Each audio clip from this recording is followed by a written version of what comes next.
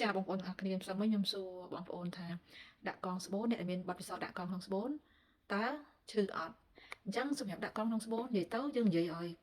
ស្រួលស្ដាប់ទៅគឺថាតិចតួចមិនអត់ទេតែគ្រាន់តែថាយើងអាចទ្រាំបានមិនមានលក្ខណៈដល់មកកម្រិតនៃការឈឺពី1ទៅ10វាអាចប្រហែលជា2ឬ3ទៅតាមស្ត្រីឯងស្ត្រីខ្លះអាចនឹង1ហ៎កម្រិតតែស្ត្រីខ្លះអាចដល់3ដោយសារទី1គាត់ភ័យចាគាត់ភ័យគាត់គៀបនិយាយគៀបចឹងចាអញ្ចឹងមានអារម្មណ៍ថាពិបាកក្នុងការធ្វើការអញ្ចឹងវាអាចនឹងឈឺតិច តែបើសិនបើគាត់សម្រួលអារម្មណ៍ធម្មតាបើកចិត្តទទួលសេវាវិជ្ជាកំណើតកងដាក់ក្នុងស្បូនដោយ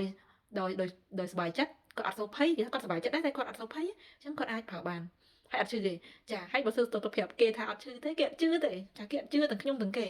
ចាគេថាអត់ឈឺទេអូនគាត់ជឿយ៉ាងទេដោយសារគាត់ខ្លាចឈឺតែបើស្ត្រីក្លាហានណាអត់ខ្លាចឈឺដូចខ្ញុំអីក្លាហានណាខ្ញុំអត់ខ្លាចឈឺទេស្អីក៏ខ្ញុំអាចធ្វើបានដែរសូម្បីចាក់ថ្នាំខ្លួនឯងក៏ខ្ញុំចាក់ដែរខ្ញុំអត់ខ្លាចឈឺ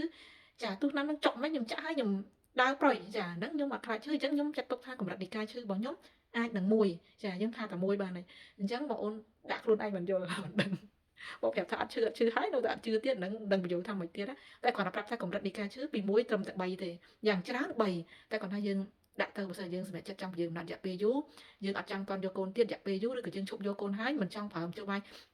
ចង់ដៃស្បូនឬអីអញ្ចឹងណាគឺយើងប្រើមជ្ឈបាយរយៈពេលយូរកងដាក់ក្នុងស្បូនទៅមកដូរថ្មខែធម្មតាដោយស្ត្រីអត់មានវិយាកំណត់អីអញ្ចឹង អញ្ចឹងបងអូនអាចសម្រេចចិត្តបានគ្រាន់តែជាកលឹះតាក់ទងមួយការឈឺមិនឈឺតែប៉ុណ្្នឹងឯងចាអរគុណច្រើន